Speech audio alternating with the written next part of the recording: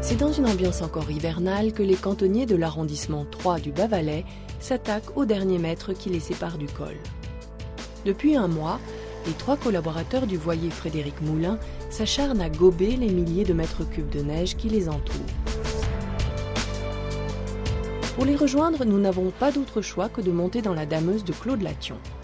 Cet indépendant est là pour épauler les machinistes. C'est lui qui fait la première trace et qui achemine les hommes qui piquent la route.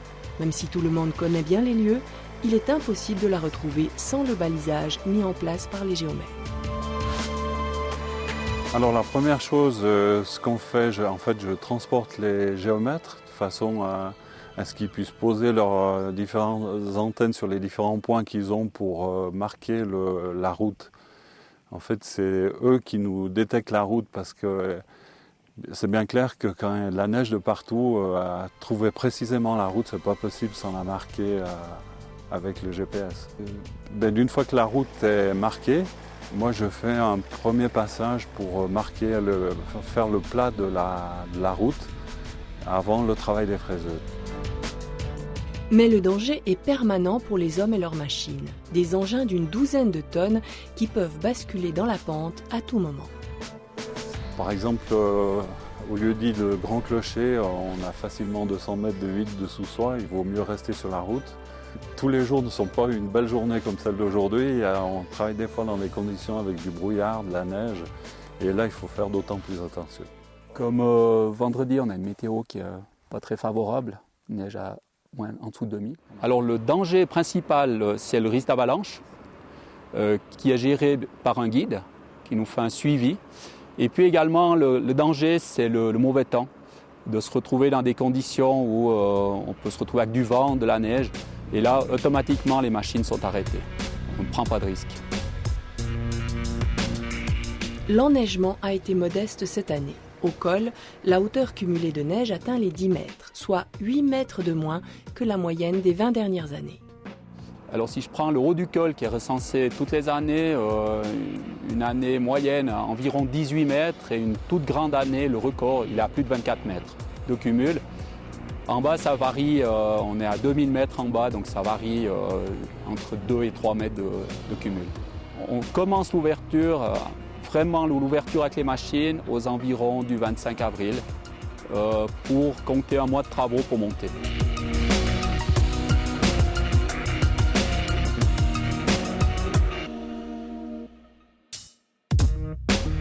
En plaine, au centre d'entretien autoroutier de Sierre, une nuit particulière se prépare. Le tunnel qui jouxte le centre est sur le point de vivre son grand nettoyage de printemps. 8 poids lourds et 20 collaborateurs sont mobilisés. Et puis en avant, moteur. Après la forte activité hivernale, les tunnels autoroutiers valaisans bénéficient d'une attention toute particulière de la part du personnel en charge de l'entretien de l'A9. Alors les lavages sont exécutés une fois par année. Nous avons la responsabilité ici à Sierre et l'équipement pour nettoyer les tunnels depuis Tourtemagne jusqu'à Colombey. Nous faisons principalement cette activité de nuit, puisque ce sont des exigences de l'Office fédéral des routes pour les tunnels autoroutiers. Alors ça fait une douzaine de tunnels, en sachant qu'une bonne partie des tunnels ont 2 tubes, donc c'est chaque fois multiplié par 2. Ça nous occupe grosso modo depuis le début avril jusqu'au début juin. Quasiment, c'est notre activité principale pendant cette période. Avant d'intervenir sur la voie descendante de l'autoroute, il faut sécuriser les lieux de l'intervention. Les hommes doivent pouvoir travailler en toute sécurité. Le tube nord est sur le point d'être fermé à la circulation. Noël, à l'écoute. On va fermer le tunnel négatif à Sierre Est. Tu peux faire une fermeture au portail, s'il te plaît. Fermeture au portail, tunnel de Sierre, chaussée négative en cours.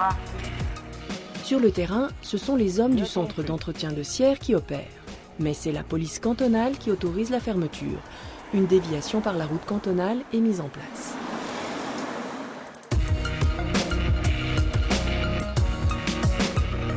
Place au nettoyage. Les chauffeurs entrent en action. La propreté n'est pas le seul objectif de cette intervention. Le lavage des parois et des dispositifs d'éclairage contribue à améliorer la visibilité et donc la sécurité des usagers. Ouais, un tube, il faut compter 2 nuits de nettoyage.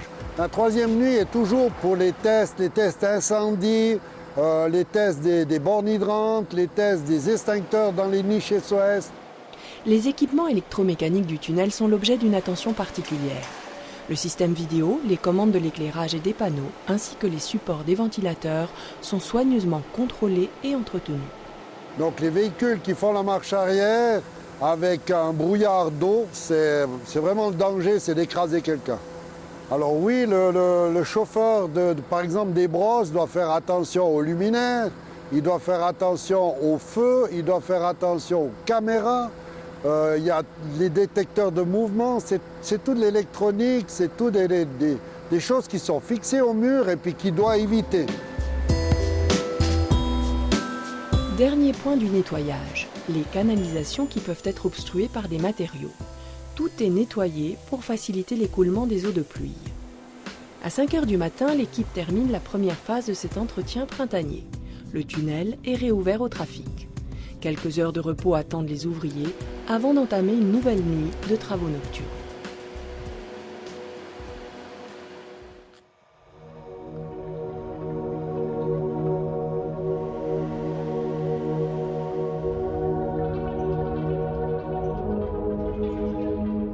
À l'autre bout du canton, nous rejoignons dans la montée du col du Nufnen Herbert Langen.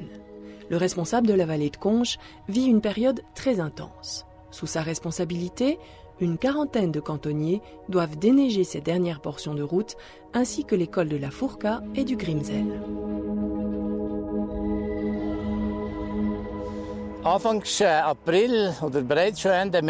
Fin mars, début avril, avec la commission des avalanches de la vallée de Conches, nous faisons un contrôle visuel du relief des 3 cols.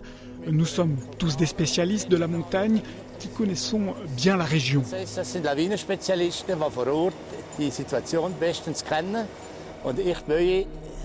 Ensemble, nous nous concertons sur les enjeux sécuritaires et nous organisons une reconnaissance aérienne afin de décider du lancement des travaux de déblaiement. Le déneigement des cols du Nufnen, de la Furka et du Grimsel débute en même temps. 10 fraiseuses et 2 pelles mécaniques sont engagées. À ces altitudes de plus de 2400 mètres, l'enneigement maximal se situe entre 8 et 14 mètres, avec un record en 1999 où une épaisseur de 28 mètres de neige s'était accumulée suite à des avalanches. Ici, nous travaillons avec beaucoup de collaborateurs et beaucoup de machines dans des conditions avec l'augmentation des températures qui peuvent vite devenir critiques. Le risque d'avalanche s'accentue au printemps et il est permanent. Nous sommes également confrontés aux chutes de pierres et de glace qui peuvent être menaçantes pour mes collègues. Traditionnellement prévue pour le week-end de Pentecôte, l'ouverture des cols de la vallée de Conches se fait en concertation avec les cantons de Berne, du Tessin et d'Uri. Nous prenons 3 à 4 semaines pour l'ouverture des cols, mais le déneigement proprement dit, lui, se fait entre 8 et 11 jours de travail selon les conditions météo. Avec les jours restants, nous devons également nettoyer les routes d'accès et remonter les glissières de sécurité. Nous avons 13 km de glissières que nous devons démonter à l'automne et remonter au printemps.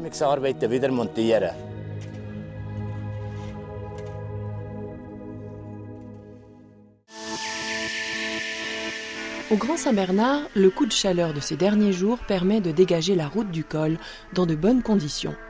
Il a fallu un peu plus d'1 mois pour dégager les quelques 6 km du tronçon routier. Juillet, la route est ouverte. Pendant 3 mois, la montagne va changer d'aspect.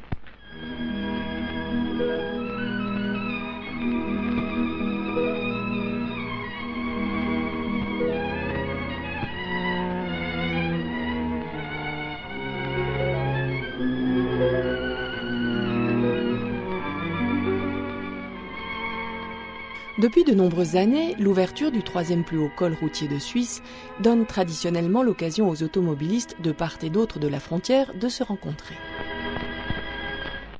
L'été, la frontière reprend ses droits. À l'extrémité du lac, celle d'Italie est gardée par les carabiniers.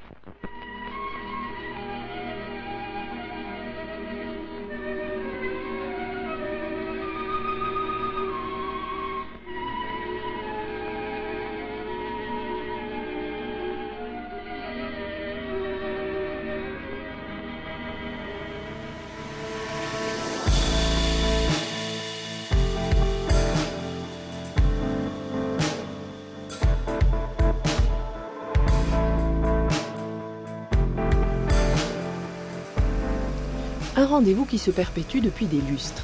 Un rendez-vous qui invite les mythiques ambassadeurs autonaux, les délégations valaisannes et celles du Val d'Ost.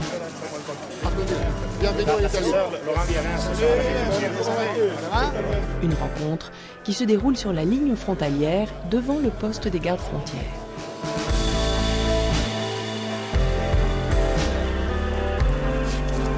Bonjour. Bien sûr, avec nos collègues suisses. Le col est très important, c'est un passage international, un lien qui renforce l'amitié italo-suisse et le tourisme. Nous avons donc ce rite annuel, très beau et très important. Cette année, nous avons refait le trajet en voiture avec mes collègues, les autorités et les amis suisses. C'est moi qui conduisais. Je le fais volontiers par amitié et fraternité. C'est autant important des deux côtés, comme du côté français aussi, que nous ouvrirons d'ailleurs demain. Nous avons tous le même esprit de fraternité et d'amitié avec les ouvriers de l'entretien de la route.